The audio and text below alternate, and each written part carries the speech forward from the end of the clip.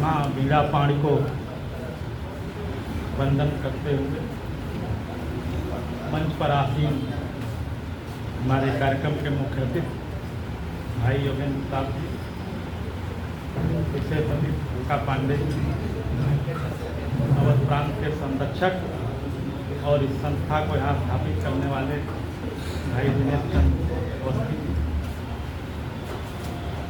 संस्था के वर्तमान अध्यक्ष सुनील वाजपेयी जी, महामंत्री सुशील चंद्र श्रीवास्तव जी, सम्मुख बैठे विजय त्रिपाठी जी, हौसला प्रसाद त्रिपाठी सरल जी, रविंद्र तिवारी जी, राम बहादुर मिश्र जी, अर्जुन पांडे जी, नेपाल में जिनसे हमारी मुलाकात हुई अरविंद झा जी, मैं हमें मालूम भाई, अरे अनिल मिश्र जी, हिंदी संस्थान में हम लोग बहुत सालों से जुड़े रहे और बहुत संघर्ष के बाद 1-2 पुरस्कार मिला।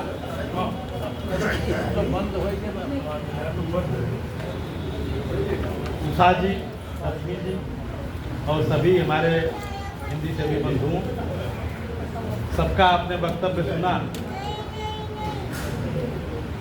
हम लोग वैश्विक हिंदी महासभा की स्थापना विश्व हिंदी दिवस के अवसर पर ही नासिक महाराष्ट्र में इसका संकल्प लेकर किए थे। उस समय जो संस्था थी उसका मैं कार्यकारी उपाध्यक्ष था और राष्ट्रीय अध्यक्ष तेजस्वी कट्टीमनी थे। अक्सर जब विदेशी वक्ताओं के समक्ष आभासी बातें होती थी, जैसा यहाँ वक्ताओं ने कहा हिंदी को रोजगार की भाषा बताइए, बनाइए, वही कट्टीमनी अक्सर करते थे। मैंने उस एक कार्यक्रम में निशंक के मुख्य अतिथि थे,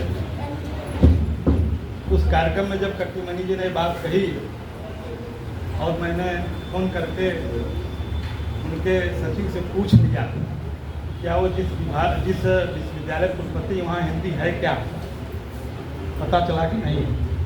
मुझे अवसर मिला और मैंने निशंक जी के सामने तत्कालीन मंत्री थे, मैंने कहा कि कट्टीमनी जी को आज की ही तारीख में त्यागपत्र दे देना चाहिए, क्योंकि जो रोजगार की बात करता हो, जो स्वयं एक विश्वविद्यालय का कुलपति हो, वहाँ स्वयं हिंदी विभाग न हो तो क्या हो। और इस बात का असर ये हुआ कि कट्टीमनी हमारे संगठन मंत्री के पीछे पड़ गए और उसको राष्ट्रीय अध्यक्ष बनवा दिया, तो अब मुझे झेलना पड़ रहा। लेकिन बहुत सी बातें यहाँ जो हुई, भूखा पांडे जी ने बताया, हमारे मुख्य अतिथि जी ने बताया, हम भी 7-8 देश घूम आए हैं। हिंदी अंग्रेजी से कहीं कमजोर नहीं और भारत में भी तमिलनाडु, कर्नाटक, आंध्रा की बात होती है, राजनीति को छोड़ दिया जाए तो वहाँ के भी व्यवसायी हिंदी अच्छी तरह जानते हैं, सब कुछ जानते हैं, केवल राजनीति के कारण ऐसा नहीं होता। तमिलनाडु में एक अधिवेशन में हम लोग गए थे और हम 2 लोग थे इलाहाबाद से। हम लोगों ने पूछा कि स्टेशन जाने का रास्ता, स्टेशन तक तो आदमी रुका, जाने के रास्ते के नाम पे चल दिया। तो हमारे साथ जो थे, हमने कहा कि साले बड़े कमीने हैं। फिर लौट के आया, क्या गाली क्यों देते हो ये स्थिति है, बताएगा नहीं कि दाएं जाओ सीधे जाओ, हिंदी जानता है लेकिन बोल नहीं रहा। और दूसरी जो सरकार की सबसे बड़ी कमियां हैं, जिसको हम लोग नहीं जानते, अभी किसी वक्ता ने कहा, हिंदी के लिए अगर तमिलनाडु में विरोध है तो तमिल के लिए भी तमिलनाडु ने कुछ नहीं किया। और आपको अगर विश्वास न हो तो वहाँ के हिंदी विद्वानों से पूछ लीजिए, वहाँ तमिल का हिंदी अनुवाद हुआ, उसका लोकार्पण हमारी संस्था ने करवाया। वहाँ तमिल की किताबों के हिंदी अनुवाद के लोकार्पण की भी हैसियत वहाँ के लोगों में नहीं है, क्योंकि वहाँ का कार्यकर्ता कब दारू पी के बम फेंक दे, ये स्थिति है। और तमिल में न कोई प्रशिक्षण की व्यवस्था है, न तमिल में कोई अनिवार्यता है कि 8वीं तक तमिल पढ़ो। बस हम लोग जो सुन रहे हैं, कह रहे हैं, वहाँ ऐसा कुछ नहीं है। केवल तमिल और हिंदी को लड़ा के वहाँ के ईसाई शासकों ने अंग्रेजी चलाया। वो स्थिति जो तमिलनाडु और कर्नाटक में, उससे बेहतर स्थिति फिजी मॉरिशस में है। वहाँ जो हिंदी बोलने वाले हैं अपने को बड़े स्वाभिमान के साथ कहते हैं कि मैं हिंदी वाले हैं, हिंदुस्तान वाले हैं। और यहाँ जो सरकार चल रही है जिसने कभी हिंदी, हिंदू, हिंदुस्तान के नाम पर चुनाव लड़ा था, आज 12 साल हो गए, अभी हिंदी के नाम पर कुछ नहीं कर पाई है। कुछ प्रलोभन देती रही है, जैसा हमारे भाई ने कहा कि चिकित्सा में पाठ्यक्रम शुरू, अभी जुलाई से त्रिभाषा लागू होने के बाद देश कानून मौखिक कहानियों से नहीं चलता। एक आदेश अगर भारत सरकार जारी कर दे, इस गुजरात से महात्मा गांधी ने निकलकर पूरे देश में हिंदी को स्थापित किया, दक्षिण भारत हिंदी प्रचार सभा को स्थापित किया, हिंदी प्रचार सभा स्पर्धा को स्थापित किया, हिंदी भाषी क्षेत्रों में जिस गुजरात के व्यक्ति ने स्थापित किया हिंदी को, उसी गुजरात के दो मोटे भाई हिंदी के लिए भले कहीं बोल दें, करते कुछ नहीं। तो जैसा हमारे मुख्य सचिव जी ने कहा, पुरस्कारों की बात, संस्थाएं तो बनी हैं। मैंने केंद्रीय हिंदी संस्थान आगरा में कहा तो हमारे मिश्र जी ने कहा नहीं, अवधि का भी संस्थान बना हुआ, कागजों में बना, कुछ नहीं हुआ उसका। और वर्तमान मुख्यमंत्री जी, इनके परम सलाहकार मेरे यजमान होते थे, एक रात उन्होंने फ़ोन किया कि मैं 92 साल का हो गया हूँ, मर जाऊँगा तो आप लोग गाली देंगे, कोई मुझसे काम करा लें। हमने कहा क्या काम करा लें, कुछ भी बताइए। तो हमने कहा सपा सरकार में भोजपुरी संस्थान के लिए 32 लाख रुपए आवंटित किया गया था, वो भी कागजों में रह गया, शासनादेश हमारे पास है, सारी संस्थाओं में अध्यक्ष बन चुके हैं, वही आप बनवा दीजिए। उन्होंने मुख्यमंत्री जी से बात किया, फिर हमको फ़ोन किया, कहा कि जो भी गूगल पे उपलब्ध चीज़ें हैं वो हमें भेजिए, हम करते हैं।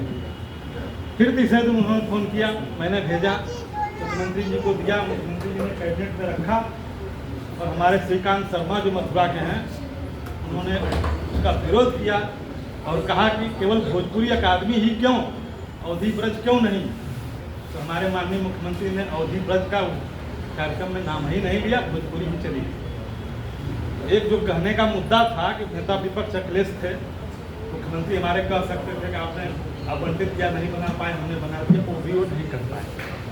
शासन की मंशा ये है, जो पुरस्कार संस्थाओं में तय हैं, कई सालों से बट नहीं पा रहे, उनके अध्यक्ष नहीं हैं, तो नए पुरस्कार का ये लोग क्या संचालन करेंगे, और करेंगे भी तो किनके बीच करेंगे। विजय त्रिपाठी जी भले संघ से जुड़े हुए हैं, संघ से तो हम लोग भी जुड़े हुए हैं, कि बहुत सी बातें विरोध में लिखते हैं। एक संदर्भ में मैंने भी इनका विरोध किया, तो इन्होंने कहा कि आपको कांग्रेस की सरकार होती तो राज्यसभा में ले लेती। हमने कहा नहीं, अगर मैं कांग्रेस में होता तो भाजपा ले लेता। ये स्थिति है। तो ऐसी स्थिति में इस संस्था के अध्यक्ष हैं, इसीलिए तो मैं कह रहा हूँ, उसी पकड़ पे मैं आ रहा हूँ। इसलिए हम लोगों ने ये तय किया कि जहाँ जहाँ तक संभव है, जहाँ जहाँ हमारे हिंदी लोग हैं, हिंदी के लोग हैं, क्योंकि पैसा तो इसमें नहीं है, और जो अनुदान है वो संस्था अध्यक्षों के, निदेशकों के पास है। बहुत अच्छे मित्र एक दो मिल गए, अनिल शर्मा हुए, तो 2 लाख रुपया हमारी संस्था को दे दिया, 2 कार्यक्रम से करा दिए। हिंदुस्तानी अकेडमी में थोड़ा दबाव बनाया, एक बार लगा कि मैं भी अध्यक्ष हो जाऊँगा, तो वहाँ के कर्मचारियों ने सोचा कुछ इसका कर दो, तो 2 कार्यक्रम अकेडमी से भी हो गया, पहले मैं अध्यक्ष नहीं बन पाया। इस तरह से अवसर को तो मैं छोड़ता नहीं, लेकिन ये मान के चलता हूँ कि जब तक दिया आप घर से नहीं जलाएंगे, आप कॉन्वेंट स्कूलों में अपने बच्चों को पढ़ाइए, अंग्रेजी पढ़ाइए, मैं मना नहीं कर रहा, अंग्रेजी का कोई विरोध नहीं है, लेकिन अंग्रेजी को नौकरी तक ही रहने दीजिए। नौकरी की भाषा, नौकरानी कभी हमें मातृभाषा हमारी नहीं हो सकती। जहाँ हमारा घर है, हमारा परिवार है, वहाँ अवधी में बोलिए, भोजपुरी में बोलिए, अपने सामाजिक व्यवहार में हिंदी में बोलिए, नौकरी में आप अंग्रेजी, उर्दू, तमिल किसी में बोलिए, कोई रोक नहीं है, लेकिन अपनी मातृभाषा को न छोड़िए। और ये अपने बच्चों में संस्कार देने की जरूरत है। अगर आज की स्थिति रह गई आगे भी, तो वही स्थिति होगी कि टुडे इज हिंदी डे, जैसा आपने कहा, हिंदी दिवस इस देश के नाम पे कलंक है। हमें कहा गया 15 अगस्त को देश स्वतंत्र हुआ और स्वतंत्रता न मिले। हिंदी दिवस लागू करने का प्रस्ताव 14 सितंबर को आया, आज तक लटकाए रखा गया, हिंदी लागू ही नहीं हुई। हम दिवस किसका मना रहे हैं? टुडे हिंदी डे कर रहे हैं। तो ऐसी स्थिति में हमने तो बहुत बहुत प्रस्ताव दिए संसदों के माध्यम से, मंत्रियों के माध्यम से, जहाँ जहाँ संभव हो। जंतर मंतर पर हम लोग धरना भी देते हैं। 14 सितंबर का हम लोग बहिष्कार करते हैं और कई 12-13 राज्यों के लोग, गुप्ता जी भी जाते हैं, प्रोफेसर सब लोग जंतर मंतर हम लोग बैठते हैं, 2-4 अधिकारी आते हैं, हम लोगों के प्रस्ताव ले जाते हैं। लेकिन वो वही स्थिति है कि जब तक ऊपर वाला नहीं चाहेगा नीचे वालों का कुछ नहीं होगा। लेकिन जो हमारे स्तर पे है, जो हम कर सकते हैं, वो तो कम से कम हम करें। न कुछ तो 15 मिनट कम से कम अपनी भारतीय संस्कृति में संस्कृत के कुछ श्लोक बच्चों को पढ़ाने को विवश करें। हनुमान जी के नाम पे श्लोक पढ़ लो। श्लोक, यहाँ श्लोक कहा जाता है, ये भी उच्चारण सुधारने की जरूरत है। श्लोक शब्द है, बच्चों को कुछ प्रेरित करें, कुछ हम भी करके दिखाएं। नकल से भी अकल आती है। रामचरितमानस, हमारे जो धार्मिक ग्रंथ हैं, गीता, उनके भी 1-2 श्लोक, 1-2 चौपाइयाँ पढ़ने को कहें। कम से कम हमारी संस्कृति परंपरा तो जिंदा रहे, हमारे संस्कार तो जिंदा रहें। और जो संघर्ष की बात है, मेरा महाकाव्य स्वाधीनता संग्राम पे आधारित है। 7,32,000 लोगों ने जब बलिदान दिया तब हम आज़ाद हुए हैं। आज हिंदी को भी बलिदान की जरूरत है और हम लोग बलिदान देने को तैयार हैं, लेकिन सरकार के पास वो भी साहस नहीं है, क्योंकि सरकार सब तरह की अनुमति चाहती है और जब ज़्यादा संख्या बल हो जाएगा तो अनुमति कैंसिल कर दी जाएगी, रद्द कर दी जाएगी। तो सरकार के हिसाब से चलती है। ये सरकार हो, वो सरकार हो, कोई सरकार में बहुत अंतर नहीं होता, क्योंकि अधिकारी सब अधिक वही होते हैं। लेकिन हम लोगों का संघर्ष तब तक जारी रहेगा और तब तक हम लोग देश भर में, विदेश भर में जहाँ भी जाएंगे, हिंदी के लिए, अपनी मातृभाषा के लिए और विश्व भाषा बनाने के संकल्प के साथ बलिदान देने को तैयार रहेंगे। कुछ भी करने को तैयार रहेंगे, लेकिन हम कभी भी पीछे हटने के लिए तैयार नहीं हैं। ये दूसरी आज़ादी का आंदोलन है। अंग्रेज चले गए, अपनी अंग्रेजी छोड़ गए।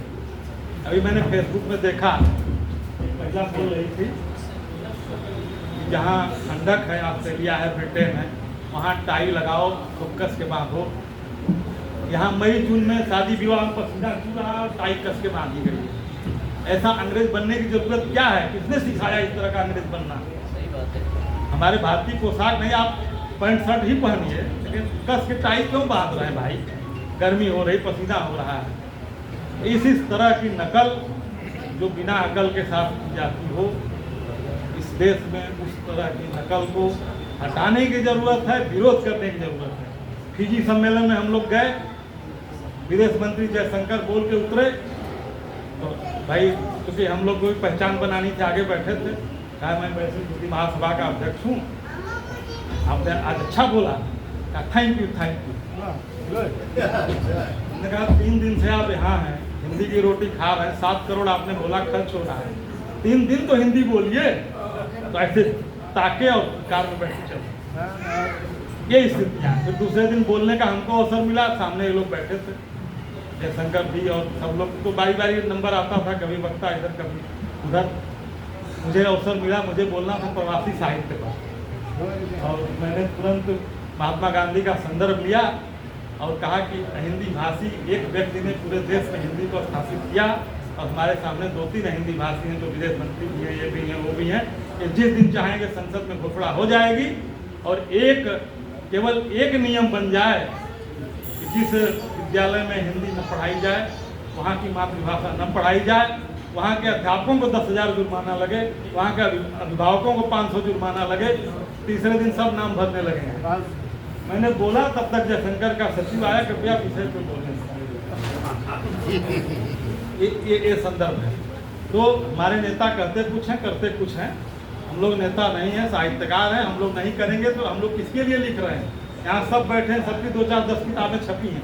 जिस दिन हिंदी खत्म हो जाएगी या रोमन लिपि में जैसे सोनिया गांधी पढ़ती हैं, उस तरह से जब हिंदी पढ़ने की स्थिति हो जाएगी तो हम लोग कहाँ रहेंगे? इसलिए संकल्प लेने की जरूरत है कि अपने परिवार में नई पीढ़ी को हिंदी, हिंदू संस्कृति, अपने संस्कार घर में 15 मिनट ही सही प्रशिक्षित कर डालने के प्रयास करना चाहिए। पैसा तो जीवन भर कमाना है। अंग्रेजी के विभाग के हमारे बच्चन जी, हमारे फिराक गोरखपुरी जी, अंग्रेजी की ही तो नौकरी किए, लेकिन स्थापित हिंदी में हुए, उर्दू में हुए। तो नौकरी किसी में करो, लेकिन इतना हावी न कर लो कि अंग्रेजी के गुलाम हो जाओ। गुलामी की मानसिकता को तोड़ने की ज़रूरत है और इसके लिए हम चाहेंगे कि आप सभी हम लोग का साथ दें। अवश्य अंत में हमारे सुनील वाजपेयी जी, अवस्थी जी, सुशील चंद्र जी के हाथों को मजबूत करें। आज हमारी 50 की संख्या है, कल हमारी 100 की संख्या हो। हमें बहुत ज़्यादा संख्या करने की ज़रूरत नहीं है, क्योंकि वोट का काम ये नहीं है। लेकिन हमें लगे कि हम जो कर रहे हैं उसमें हमारे लोगों ने हमारा सहयोग किया है और आकर के बतावें कि हमने वास्तव में इतने बच्चों को, अपने बच्चों को सबको अपनी भारतीय संस्कृति, संस्कार और भाषा के प्रति प्रेम उत्पन्न करने का प्रयास किया और बच्चे भी अपना कुछ प्रस्ताव रखें। इस तरह की कुछ बात हो, क्योंकि हिंदी भारत की नहीं अपितु यह विश्व प्रेम की रचना है। जैसे भी हो भाषा की ईर्ष्या से हमको बचना है और भारतीय एकता को स्थापित करना है।